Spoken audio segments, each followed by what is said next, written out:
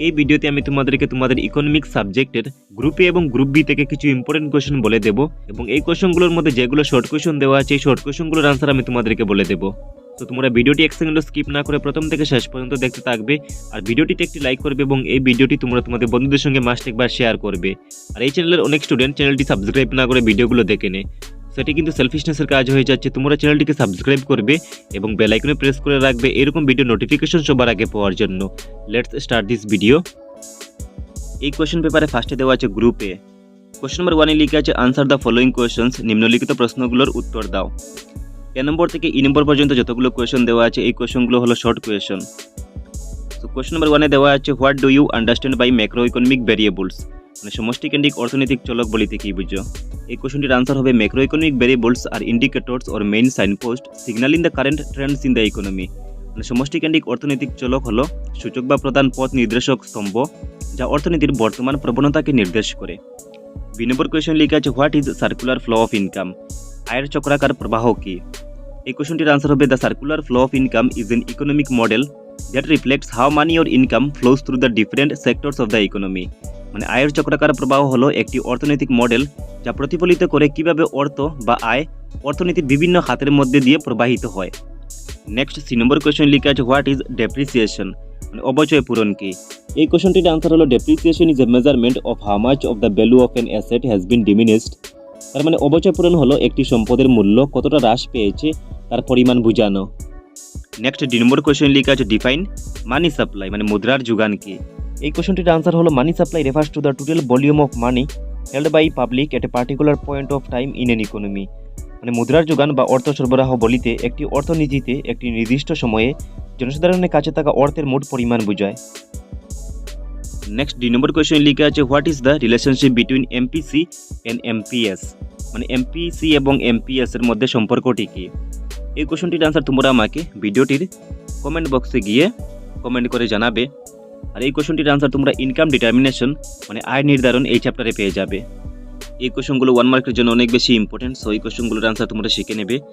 Next হলো question number 2 এবং এই কোয়েশ্চন লেখা আছে distinguish between voluntary and involuntary unemployment, মানে স্বেচ্ছা বেকারত্ব এবং অনিচ্ছাকৃত বেকারত্বের মধ্যে পার্থক্য নির্ণয় করো। এই কোয়েশ্চনগুলোর আনসার তোমরা নিজেই দেখে নেবে। নেক্সট হলো কোয়েশ্চন নাম্বার 3 এবং এই কোয়েশ্চনে লেখা আছে explain how the introduction of money has solved the problem of double coincidence, মানে মুদ্রার ব্যবহার কিভাবে সঙ্গতিহীনতা সমস্যা দূর করে বর্ণনা করো। নেক্সট হলো কোয়েশ্চন নাম্বার 4 এবং এই কোয়েশ্চনে লেখা আছে explain how distribution of GDP is a limitation as a measure of economic welfare, মানে জিডিপি এর বিতরণ কিভাবে অর্থনৈতিক কল্যাণ পরিমাপের সীমাবদ্ধতা হিসাবে কাজ করে বর্ণনা করো।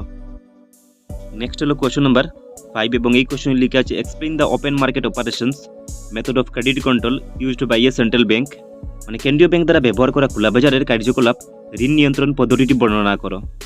নেক্সট হলো কোয়েশ্চন নাম্বার 6 এবং এই কোয়েশ্চনে লেখা আছে distinguish between autonomous investment and induced investment, মানে স্বয়ংচালিত বিনিয়োগ এবং অভিপ্রেত বিনিয়োগের মধ্যে পার্থক্য নির্ণয় করো। এবং কোয়েশ্চন নাম্বার 7 এ একটি নিউমেরিক্যাল কোয়েশ্চন দেওয়া আছে, এই কোয়েশ্চনটি তোমরা স্ক্রিনশট নিয়ে নাও।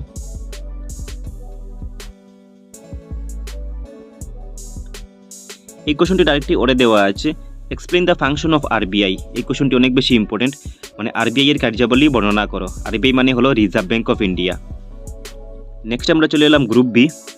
কোয়েশ্চন নাম্বার 8 এ লেখা আছে আনসার দ্য ফলোইং কোয়েশ্চনস, নিম্নলিখিত প্রশ্নগুলোর উত্তর দাও। সো এ নম্বর থেকে ই নম্বর পর্যন্ত যতগুলো কোয়েশ্চন দেওয়া আছে এই কোয়েশ্চনগুলো শর্ট কোয়েশ্চন আর এগুলোর আনসার আমি তোমাদেরকে বলে দেবো। এ নম্বর কোয়েশ্চন লেখা আছে when was India's first official census operation undertaken, মানে ভারতের সর্বপ্রথম কখন সরকারিভাবে জনগণনা আরম্ভ হয়েছিল। এই কোয়েশ্চনটির আনসার হবে India's first official census operation was undertaken in the year 1881, মানে ভারতের সর্বপ্রথম সরকারিভাবে জনগণনা আরম্ভ হয়েছিল 1881 সালে। নেক্সট বি নম্বর কোয়েশ্চন লেখা আছে হোয়াট ইজ ট্যারিফ, মানে শুল্ক কি। এই কোয়েশ্চনটির আনসার লেখা আছে tariff refers to the tax imposed by the government on imported goods from other countries, শুল্ক মানে অন্য দেশ থেকে আমদানিকৃত পণ্যের উপর সরকার কর্তৃক আরোপিত কর বোঝায়। নেক্সট সি নম্বর কোয়েশ্চন লেখা আছে হোয়াট ইজ প্ল্যানিং, মানে পরিকল্পনা কি। এটির আনসার হবে planning is the predetermination of objectives and course of action to be taken to achieve defined goals effectively and efficiently. তার মানে পরিকল্পনা হলো কার্যকরভাবে এবং দক্ষতার সাথে সংজ্ঞায়িত লক্ষ্যগুলি অর্জনের জন্য লক্ষ্য এবং পদক্ষেপের পূর্ব নির্ধারণ। নেক্সট ডি নম্বর কোয়েশ্চন লেখা আছে what is the full form of WTO, মানে WTO সম্পূর্ণ নাম কি। সো এটি সম্পূর্ণ নাম হলো ওয়ার্ল্ড ট্রেড অর্গানাইজেশন। নেক্সট 2 নম্বর কোয়েশ্চেনে লিখে আছে what is the another name of world bank, মানে বিশ্ব ব্যাংকের অন্য একটি নাম কি? সো বিশ্ব ব্যাংকের অন্য একটি নাম হবে the international bank for reconstruction and development. Next হলো কোয়েশ্চেন নাম্বার 9 এবং এই কোয়েশ্চেনে লিখে আছে আনসার দ্য ফলোইং কোয়েশ্চেন্স, নিম্নলিখিত প্রশ্নগুলোর উত্তর দাও। এ নম্বর কোয়েশ্চেন লিখে আছে mention two causes of India's agricultural stagnation during colonial rule, মানে উপনিবেশিক শাসনকালে ভারতের কৃষির তীব্রতা দুটি কারণ লিখো।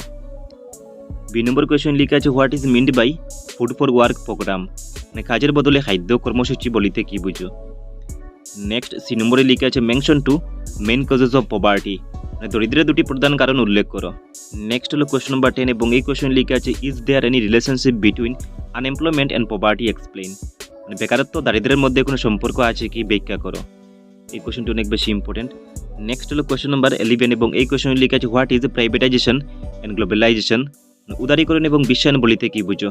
এই কোয়েশ্চনগুলো অনেক বেশি ইম্পর্টেন্ট। নেক্সট হলো কোয়েশ্চন নাম্বার 12 এবং এই কোয়েশ্চন লিখে আছে what is green revolution, why was it implemented, how did it benefit the farmers, সবুজ বিপ্লব কি, ইহা কেন বাস্তবায়িত করা হয়েছিল, ইহার দ্বারা কৃষকদের কি উপকার হয়েছিল। সো এই হলো তোমাদের ইকোনমিক্সের কতগুলো ইম্পর্টেন্ট কোয়েশ্চন, এই কোয়েশ্চনগুলো তোমরা দেখে নেবে। সো তোমরা এই ভিডিওটি তোমাদের বন্ধুদের সঙ্গে মাস্ট একবার শেয়ার করে দেবে, আর নেক্সট ভিডিও সবার আগে পাওয়ার জন্য তোমাদেরকে এই চ্যানেলটি সাবস্ক্রাইব করে বেল আইকনে প্রেস করে রাখতে হবে।